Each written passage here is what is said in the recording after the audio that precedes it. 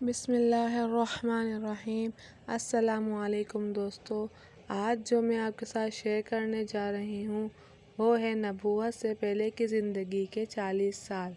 اللہ تعالیٰ کے رسول محمد صلی اللہ علیہ وآلہ وسلم ملک عرب کے شہر مکہ میں قبیلہ قریش کے ایک معزز گھرانے میں عبداللہ بن عبد المطلب بن ہاشم کے ہاں تاریخ 9 ربیع الاول عام الفیل مطابق 20 اپریل 571 میں پیدا ہوئے۔ عرب ایک لگ بدگ صحرا تھا جہاں آزاد و بے مہار قبائل رہتے تھے۔ اکثر قبیلے خانہ بدوش تھے، اس لیے کسی شہر کے بجائے قبیلے کے نام سے ہی یاد کیے جاتے تھے۔ کوئی حکومت نہ ہونے کی وجہ سے قبائلی نظام ہی ان کی حفاظت کا ضامن تھا۔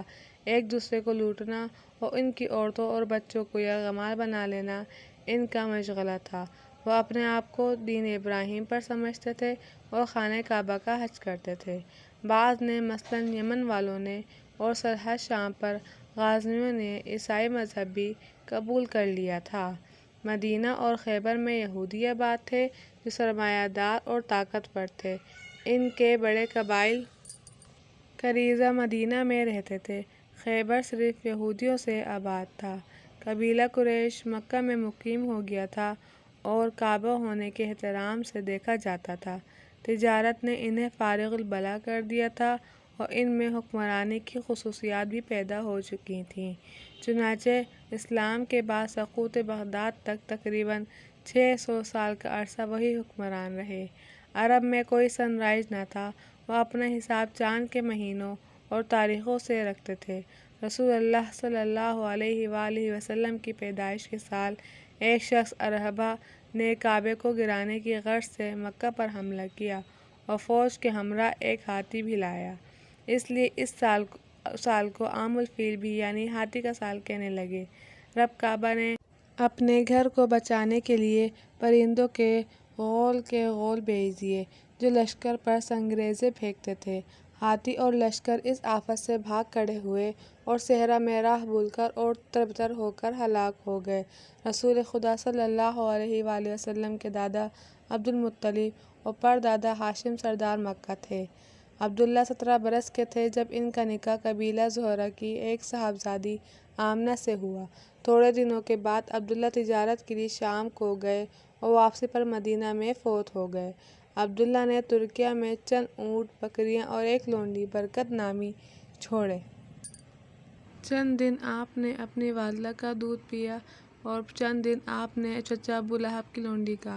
پھر آپ کو قبیلہ زون کی ایک حلیمہ کے سپرد کر دیا گیا۔ 9 ماہ کی عمر میں آپ بولنے لگ گئے۔ تقریباً 2 سال کے بعد حلیمہ آپ کو اپنی والدہ کے پاس لے آئیں۔ جب آپ 6 برس کے ہوئے تو آپ کی والدہ آپ کو لے کر مدینہ گئیں۔ وہاں آپ کے دادا کے ننھیال بنو نجار رہتے تھے اور والد کی جائے وفات بھی تھی۔ وہاں 1 ماہ تک قیام ہوا۔ واپسی پر ابوا کے مقام پر والدہ اچانک فوت ہو گئیں اور 6 برس کا یہ ننھا بچہ اپنی لونڈی برکت کے ساتھ مکہ واپس پہنچا۔ آپ کا کوئی بہن بھائی نہ تھا، آپ دنیا میں تنہا تھے، چنانچہ دادا عبد المطلب نے آپ کو اپنی حفاظت میں لے لیا، مگر 2 سال کے بعد وہ بھی فوت ہو گئے۔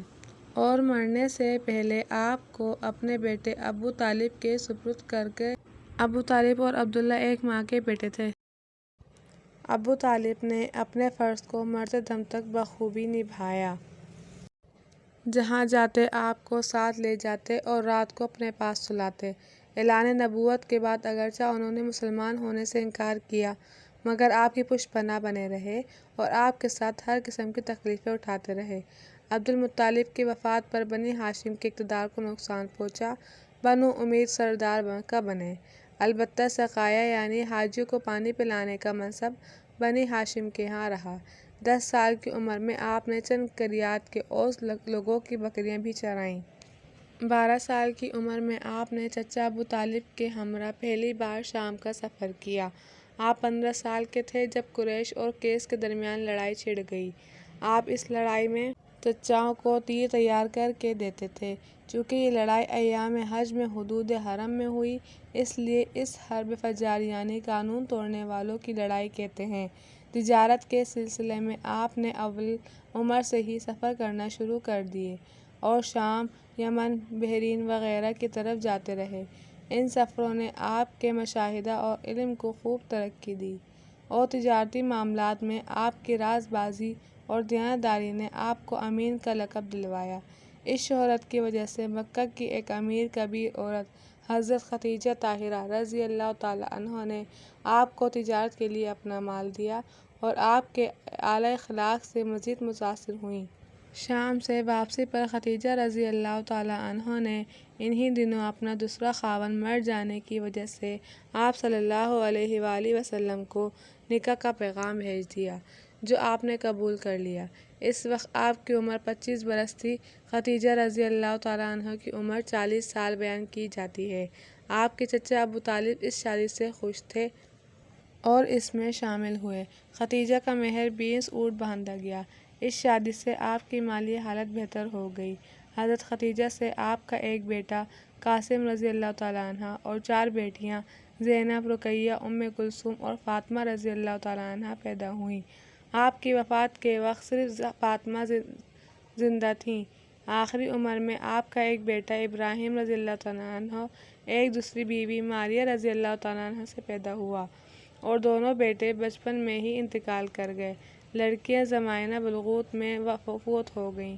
زینب رضی اللہ تعالیٰ عنہ کا نکاح مکہ کے ایک تاجر ابو العاص رضی اللہ تعالیٰ عنہ سے ہوا۔ وہ بڑی مدت تک مخالف رہا اور جنگ بدر میں قید بھی ہوا۔ رقیہ اور ام کلثوم رضی اللہ تعالیٰ عنہ یک کے بعد دیگر حضرت عثمان رضی اللہ تعالیٰ عنہ کے نکاح میں آئیں اور فاطمہ رضی اللہ تعالیٰ عنہ کی شادی حضرت علی رضی اللہ تعالیٰ عنہ سے ہوئی۔ ابو العاص رضی اللہ تعالیٰ عنہ اور عثمان رضی اللہ تعالیٰ عنہ آسودہ حال تھے، مگر علی رضی اللہ تعالیٰ عنہ نے تندرستگی میں زندگی بسر کی۔ یہ میری ایک چھوٹی سی کہانی تھی۔ امید ہے آپ کو پسند آئی ہوگی۔ میرے چینل کو لائک کریں، شیئر کریں، سبسکرائب کریں تاکہ آپ کو اس طرح کی اور مزید ویڈیو ملتی رہیں۔ شکریہ۔